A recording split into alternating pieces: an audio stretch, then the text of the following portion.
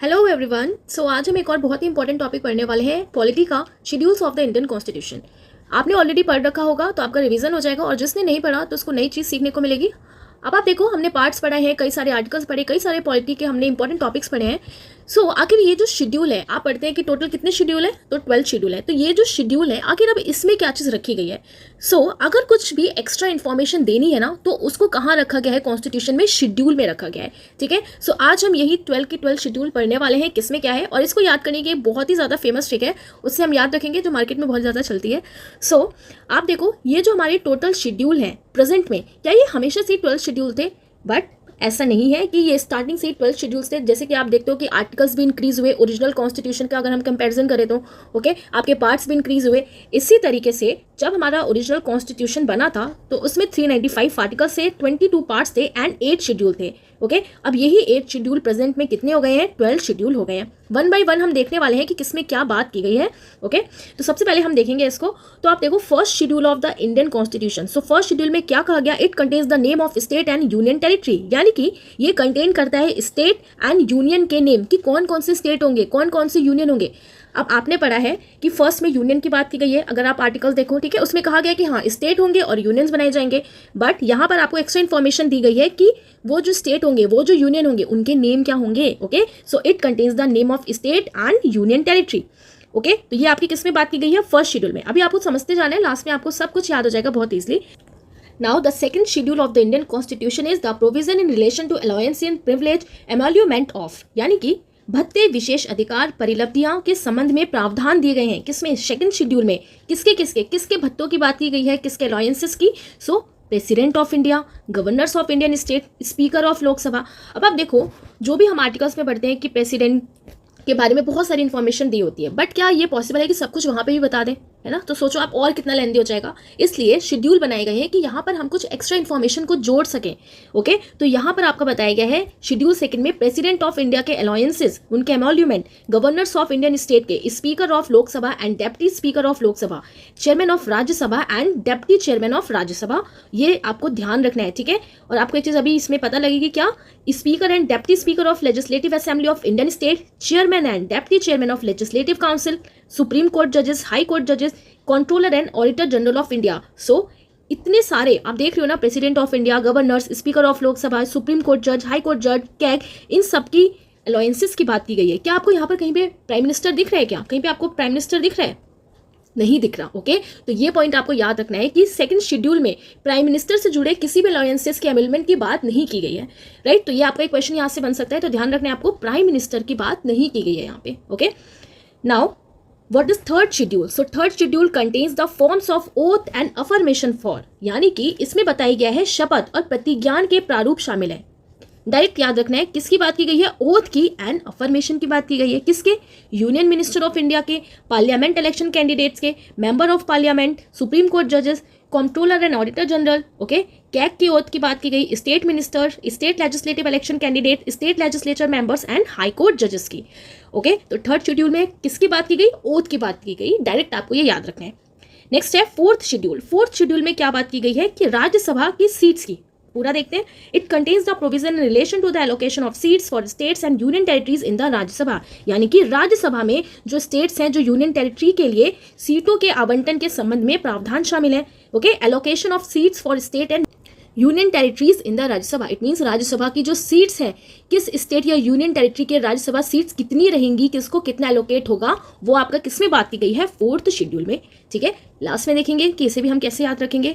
Next है fifth schedule. Fifth schedule में बात की गई है, it contain the provision in relation to the administration and control of schedule areas and schedule tribe, it means इसमें अनुसूचित क्षेत्रों और अनुसूचित जनजातियों के प्रशासन और नियंत्रण के संबंध में प्रस्ताव रखा गया है। इसके SC एंड ST से रिलेटेड जो एरियाज हैं, उनका एडमिनिस्ट्रेशन एंड कंट्रोल इस शेड्यूल में रखा गया है। कौन से शेड्यूल में, शेड्यूल फिफ्थ में। राइट, नेक्स्ट आपको क्या ध्यान रखना है, सिक्स शेड्यूल में किसकी बात की गई है, it contain provision in relation to the administration of tribal areas in the states of Assam, Meghalaya, Tripura and Mizoram. Okay, यानी कि अदर शेड्यूल जो टाइप्स हैं, कहाँ की, असम की, मेघालय की, इन सारे एरियाज की, असम, मेघालय, त्रिपुरा एंड मिजोरम की, इनके एडमिनिस्ट्रेशन की बात की गई है किसमें, शेड्यूल 6 में। ओके, नेक्स्ट है आपका 7th शेड्यूल। इसमें किसकी बात की गई, बहुत इंपॉर्टेंट, काफी सारे क्वेश्चन बनते हैं यहाँ से। सो this schedule deals with the 3 legislative list. अब आपसे ये भी क्वेश्चन पूछता है कि यूनियन लिस्ट में किसकी बात की गई, स्टेट में किसकी बात की गई, कॉन्क्यूरेंट में कौन से सब्जेक्ट आते हैं। ओके, तो इसमें आपकी क्या बात की गई, 3 लेजिस्लेटिव लिस्ट की। कौन से 3 legislative list, union, state and concurrent. Okay, संघ की, राज्य की और समवर्ती सूची। कुछ ऐसे सब्जेक्ट्स होते हैं जिसपे यूनियन और स्टेट दोनों ही लॉ बना सकती है। सो वो कौन सी लिस्ट होती है, कॉन्करेंट लिस्ट होती है। ओके, इसको भी पूरा हम अलग से देखेंगे किसी वीडियो में। तो याद रखना है आपको 7th शेड्यूल में किसकी बात की गई, लिस्ट की बात की गई, 3 लेजिस्लेटिव लिस्ट की। ओके, नेक्स्ट बहुत इंपॉर्टेंट है 8th शेड्यूल। अब आपको पता है ये 8th शेड्यूल डायरेक्ट आपके एग्जाम में क्वेश्चन पूछता है कि 22 ऑफिशियल लैंग्वेजेस की किस में बात की गई, कौन से शेड्यूल में। तो आपको याद रखना है कौन से शेड्यूल में, 8th शेड्यूल में। ये तो आप सबको ही याद होगा। अब भारत की अगर हम कॉन्स्टिट्यूशन देखें तो प्रेजेंट में 22 आधिकारिक भाषाएं हैं। कितनी ऑफिशियल लैंग्वेजेस हैं, 22। कौन कौन सी, असामी, बंगाली, बोडो, डोगरी, गुजराती, हिंदी, कन्नड़, कश्मीरी, कोंकणी, मैथिली, मलयालम, मणिपुरी, मराठी, नेपाली, उड़िया, पंजाबी, संस्कृत, संथाली, सिंधी, तमिल, तेलुगु एंड उर्दू। और इससे रिलेटेड हमने कॉन्स्टिट्यूशनल अमेंडमेंट भी पढ़ा था कि कौन से अमेंडमेंट में कौन सी लैंग्वेज भी जुड़ी थी, है ना, ये भी इंपॉर्टेंट है। तो आपको देख लेना है, इसको भी ध्यान रखना है। ओके, तो 8th शेड्यूल में किसकी बात की गई, it deals with the 22 official language. So next schedule is 9th schedule. And 9th schedule बहुत ही ज्यादा इंपॉर्टेंट है। इसमें क्या कहा गया कि it deals with the state act and regulation of that deal with land reform. Direct आपका question पूछेगा लैंड रिफॉर्म कौन से शेड्यूल में बात की गई है, लैंड रिफॉर्म से रिलेटेड। सो आंसर क्या हो जाएगा, answer will be 9th schedule. Okay, so आप देखो ये जो लैंड रिफॉर्म है ये क्यों आया था, to abolish the zamindari system. और इसमें ना कुछ ऐसे एक्ट या रेगुलेशंस रखे गए थे जो पार्लियामेंट बनाएगा और ये डील करेगा कुछ मैटर से। और ये फर्स्ट अमेंडमेंट एक्ट ऑफ 1951 में ऐड किया गया था 9th शेड्यूल को। Okay, so first amendment act 1951 जिसमें किसको ऐड किया गया, 9th शेड्यूल। बहुत ज़्यादा इंपॉर्टेंट है, ये सारे क्वेश्चन आपसे पूछता है। लैंड रिफॉर्म में कौन से शेड्यूल में बात की गई, लैंड रिफॉर्म की कौन सा अमेंडमेंट एक्ट आया था कि 9th शेड्यूल को ऐड किया गया। तो याद रखना है आपको फर्स्ट अमेंडमेंट एक्ट 1951। ओके, और ये प्रोटेक्ट करता है उन लॉज को जो इंक्लूड किया गया, included in it from judicial scrutiny on the ground of violation of fundamental rights. और इसमें इंक्लूड किया गया वो सारे राइट्स को जो फंडामेंटल राइट्स को वायलेशन करते हैं। तो इसमें जुडिशियल रिव्यू करने से इसको लॉज को रोका गया। ओके, बट हुआ क्या, बहुत ध्यान से आपको सुनना है, बट हुआ क्या कि ये जो फर्स्ट कॉन्स्टिट्यूशनल अमेंडमेंट आया था 1951 में, सो जो भी लॉ पार्लियामेंट बना के इस शेड्यूल में डालेगी वो आउट ऑफ जुडिशियल रिव्यू हो जाएगा। ठीक है, ये कहा गया। बट केशवानंद भारती जजमेंट जब आया तो उन्होंने जब जुडिशियल रिव्यू को 24 अप्रैल 1973 एक basic structure of Indian constitution माना गया, किसके थ्रू, सुप्रीम कोर्ट के थ्रू, जब केशवानंद भारती जजमेंट आया। ओके, और फिर एक न्यू कंसेप्ट इंट्रोड्यूस किया गया, या आप कह लो कि इसमें ऐड किया गया कि जो भी लॉ आफ्टर 24 अप्रैल 1973, अब ये डेट क्यों रखी गई, क्योंकि इस दिन जजमेंट आया केशवानंद भारती जजमेंट। ओके, तो इस डेट के बाद जो भी लॉ इसमें ऐड किए जाएंगे 9th शेड्यूल में वो जुडिशियल रिव्यू उनका होगा। ठीक है, तो ये 9th शेड्यूल की पूरी बात आपको याद रखनी है कि 9th शेड्यूल में लैंड रिफॉर्म से बात की गई और फर्स्ट अमेंडमेंट एक्ट 1951। और जब केशवानंद भारती जजमेंट आया था 24 अप्रैल 1973 तो सुप्रीम कोर्ट ने कहा कि इस डेट के बाद अगर कोई भी लॉ आता है तो भाई उसका जुडिशियल रिव्यू होगा। Okay, so they are open to judicial review after 24 April 1973। तो ये बात आपको ध्यान रखनी है। 10th शेड्यूल, ये भी बहुत ज़्यादा इंपॉर्टेंट है। 10th शेड्यूल में किसकी बात की गई है, आपके दल बदल की, डिफेक्शन की। ओके, एक पार्टी से दूसरी पार्टी में चले गए। So it contains provision relating to disqualification of the members of the parliament and state legislature on the ground of defection. Disqualification बताई गई है मेंबर्स ऑफ पार्लियामेंट की एंड स्टेट लेजिस्लेचर की, किसके बेसिस पे, सो दल बदल के बेसिस पे। अब इसमें कौन सा अमेंडमेंट हुआ था, तो 52nd अमेंडमेंट एक्ट ऑफ 1985। ये भी बहुत इंपॉर्टेंट है, ये भी आपके एग्जाम में यहाँ से क्वेश्चन पूछता है और जिसे एंटी डिफेक्शन लॉ भी बोला जाता है। तो आप देखो हमने से पहले भी कैसे याद रखा था ना, 10 लिखा है और 10 से आपका दल बदल हो जाएगा। ठीक है, दल बदल कर लेते हैं ना बार बार। ओके, डिफेक्शन कर लेते हैं। सो 52nd अमेंडमेंट एक्ट आया था, ये हमने अमेंडमेंट एक्ट में भी पढ़ा था, याद भी किया था इसको। तो 52nd अमेंडमेंट एक्ट ऑफ 1985 में जिसे एंटी डिफेक्शन लॉ भी कहते हैं 10th शेड्यूल में बात की गई है आपकी, बहुत इंपॉर्टेंट है, ये भी आपको ध्यान रखना है। Now next is 11th schedule, and 11th schedule state that it contains the provision that specify the powers, authority and responsibility of panchayat.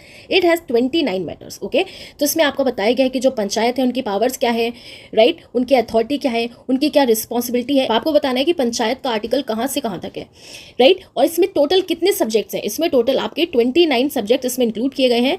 और इसके इंपॉर्टेंट पार्ट आपको क्या याद रखना है कि ये जो 11th शेड्यूल है इसे ऐड किया गया था by the 73rd amendment act of 1992। So this schedule was added by 73rd amendment act of 1992, right.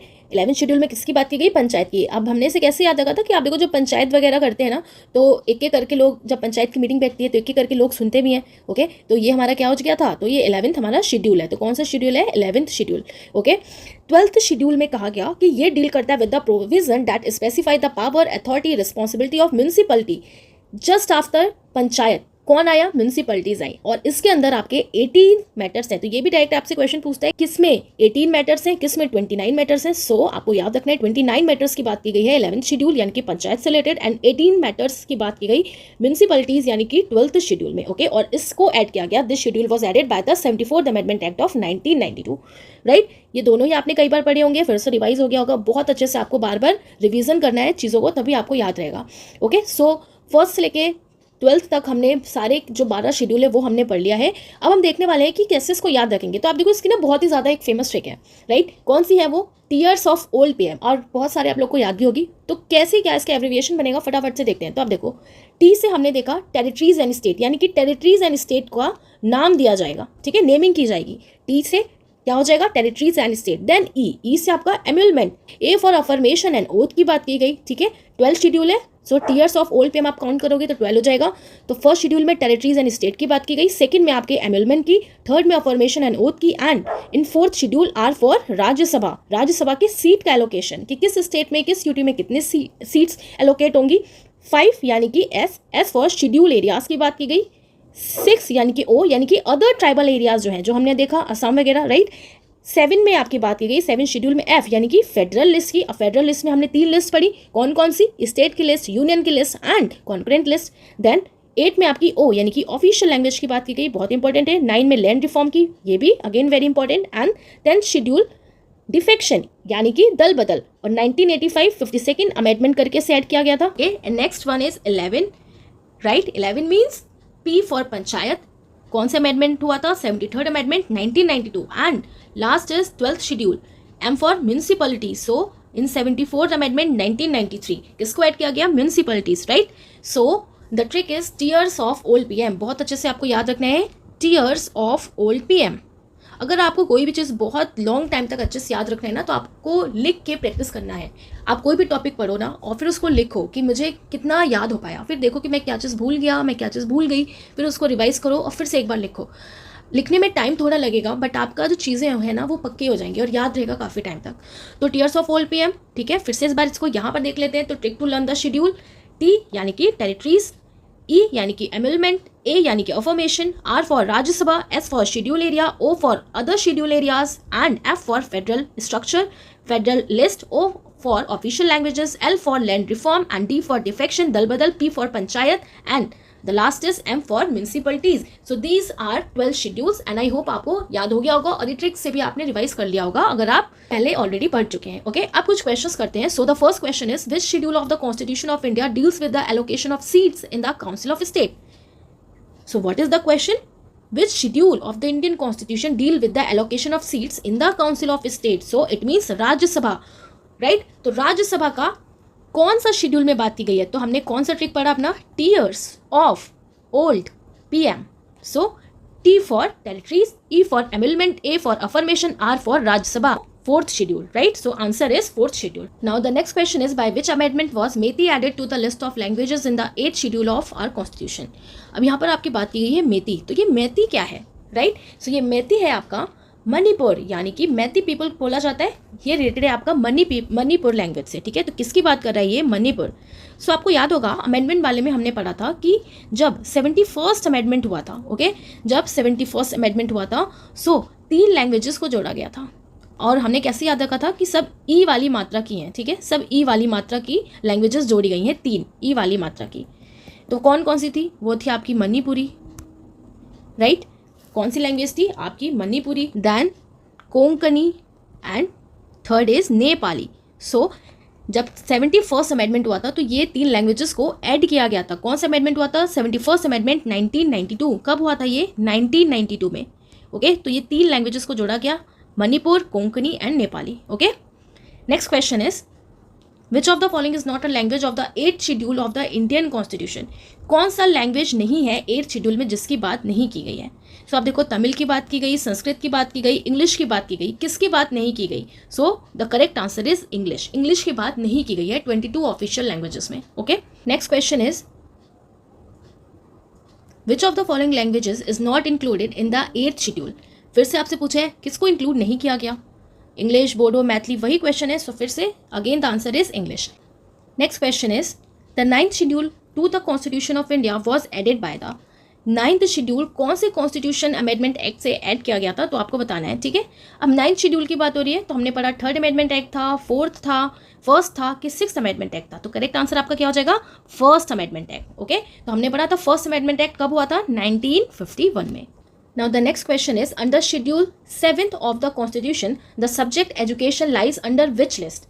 आपको पता है 7th शेड्यूल में किसकी बात की गई? फेडरल लिस्ट की बात की गई। ओके, तो कौन कौन सी लिस्ट होती है? यूनियन होता है, राइट, स्टेट होता है, एंड कॉन्करेंट लिस्ट की बात हो रही है।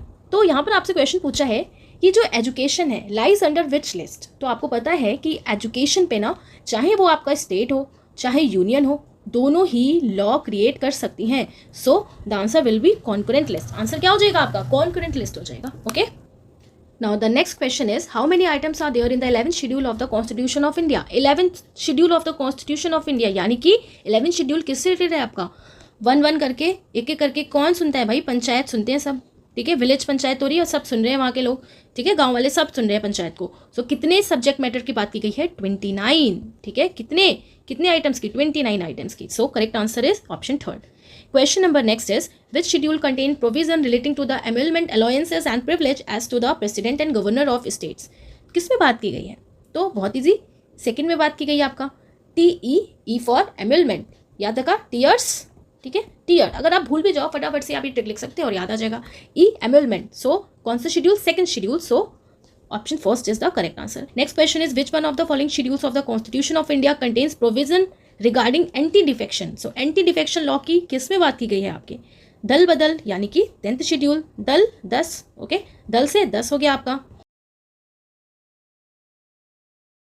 सो मिलेंगे अब नेक्स्ट वीडियो में, तब तक के लिए tata bye bye, take care, revision करते रहिए और अच्छे से पढ़ते रहिए।